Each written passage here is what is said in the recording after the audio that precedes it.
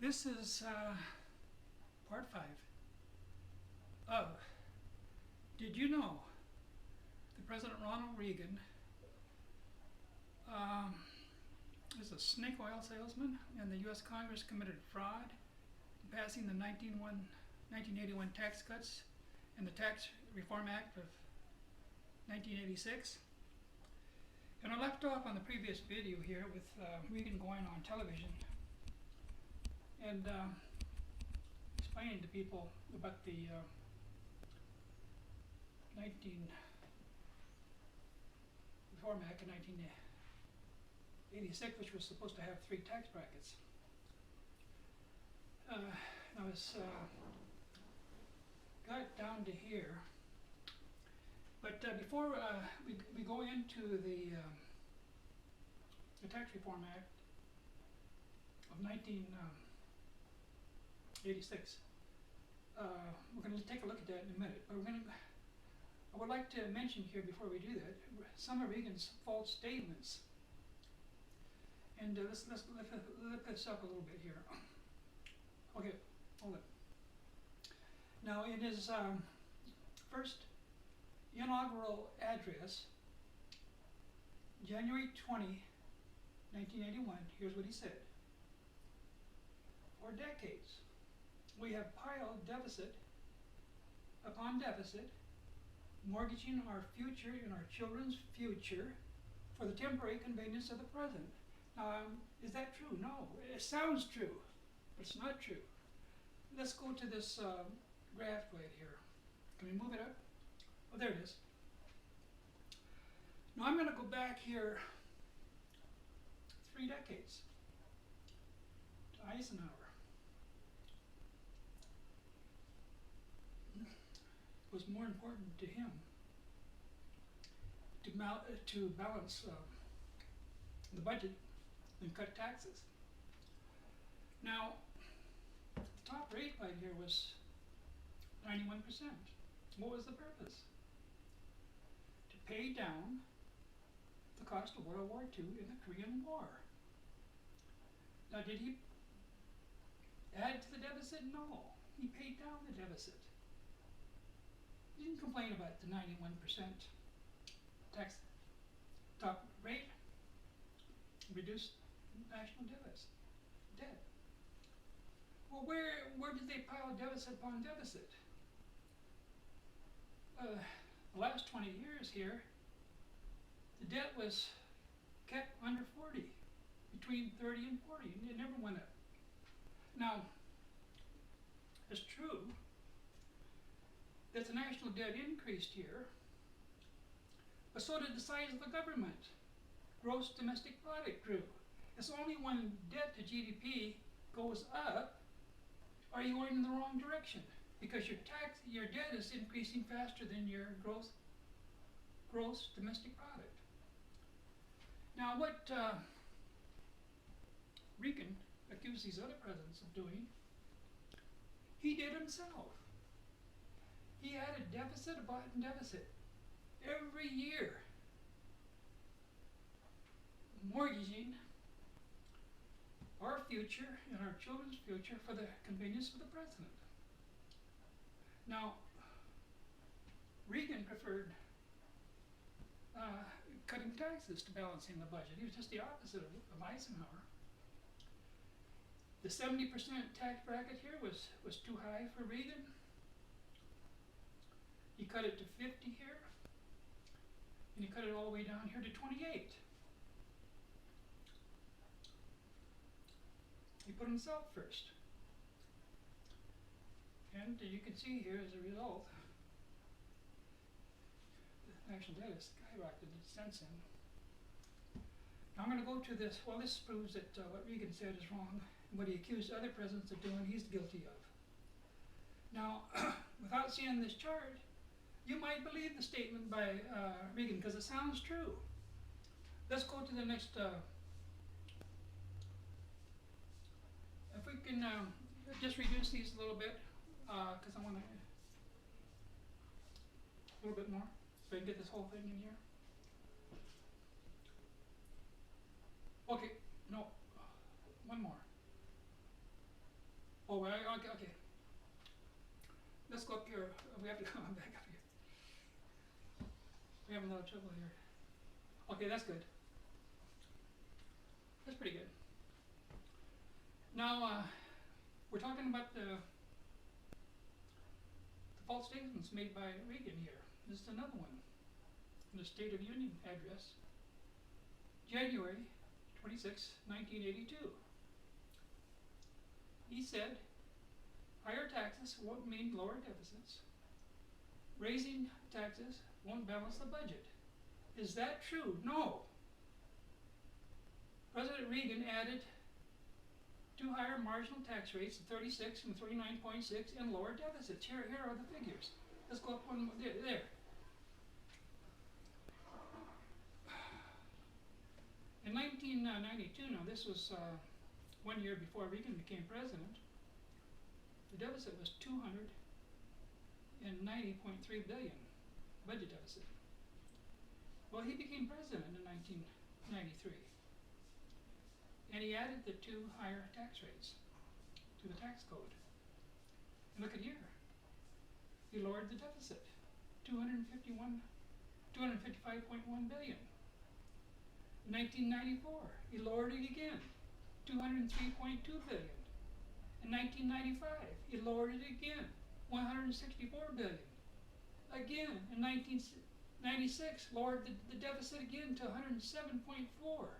Again, in 1997, lowered the deficit down all the way to $21.6 billion. Now here, the next 4 years, we have a budget surplus. Now Reagan said higher taxes couldn't do that. So that's a false statement. Let's go to the another one of his statements.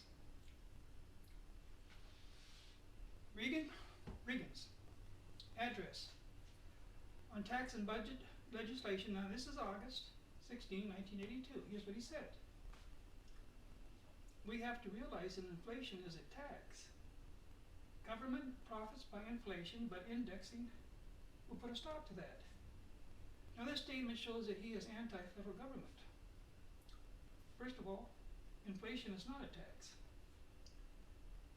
External forces can cause inflation, like the OPEC oil embargo in 1973. Secondly, the government does not profit from inflation because its costs rise the same as consumers. Therefore, his reason for the tax cut based on inflation or bracket creep is 50% invalid. Indexing insulates taxpayers against inflation, but it reduces revenues to Uncle Sam, who also must pay cost of living wage increases. To be fair, tax reform must take both sides into consideration, not just one.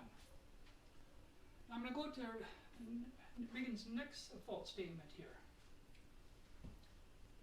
This is Reagan's address to the nation on tax reform, May 28, 1985. He said,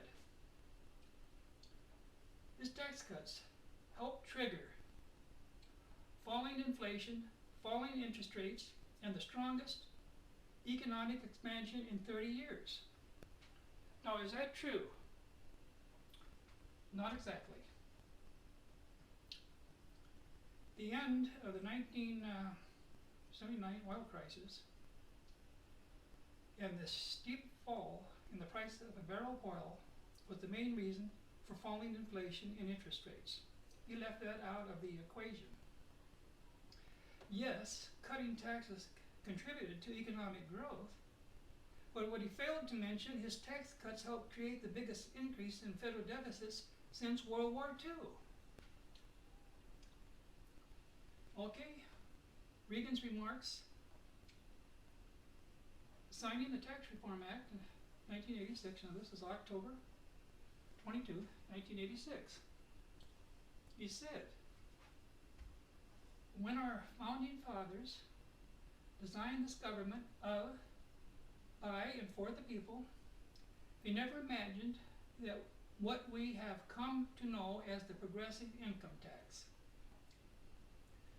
When it was first levied in 19 13, the top rate was only 7% on people with income over 500,000. You know what? Reagan hates the progressive income tax. He calls it punitive and un-American. It penalizes accomplishment. The founding fathers never imagined that 13 states with 4 million people would become 50 states with 318 million, extending from the Atlantic to the Pacific Ocean. There's a lot of things they didn't imagine.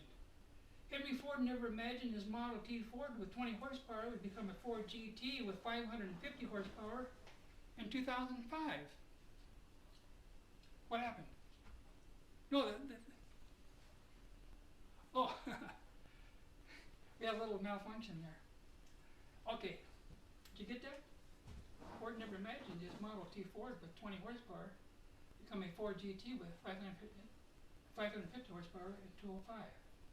Now, Teddy Roosevelt was the founding father of the income tax when he said, December 7, 1907, a graduating income tax of the proper type would be a desirable feature of federal taxation. President William Taft supported it, and Woodrow Wilson enacted it. Every president since has supported it until Ronald Reagan. The first income tax he is referring to had 7 marginal tax rates. It was progressive. It was like a newborn baby weighing 7.5 pounds. At the time, 90% of the government's revenue came from tariffs and excise taxes. Imports dropped during World War I, and the Revenue Act of 1918 increased the marginal tax rates to 56. Here's what it looks like. Hold it. Well,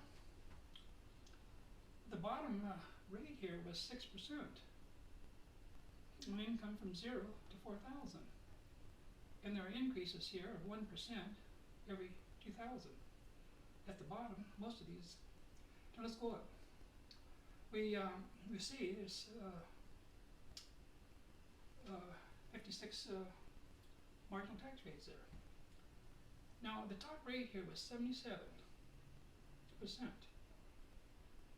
on $1 million and over. Now this was a fair and simple income tax, graduated income tax. The reason for these higher rates here was to pay for the cost of World War I. In 1918 here, this $1 million here is, in 2005 dollars, is $12,633,775. And this is an adult graduating income. So, I mean, a child who's grown up. That's what you pay for war, for government expenses, raised the marginal tax rates. Reagan increased military spending and reduced the marginal tax rates and ballooned the deficit. His vice president warned him that would happen. He went ahead anyways. He was unbending, naive, and delusional. Now, Reagan also said at the signing ceremony of the Tax Reform Act in 1986, taxation fell most cruelly on the poor, making it difficult to climb up from poverty even harder. He said this to get support for cutting taxes on the wealthy too.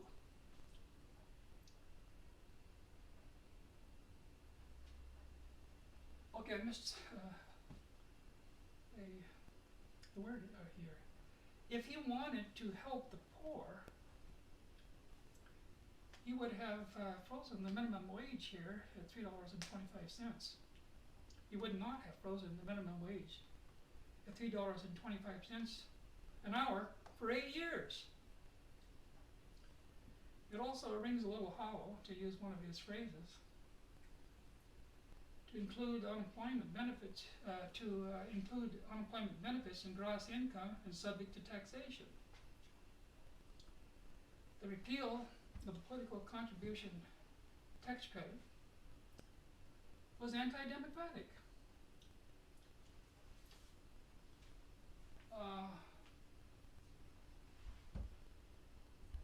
He concluded, well, this was part of that bill, Tax Reform Act. He concluded by saying, I feel we just played the World Series of tax reform and the American people won.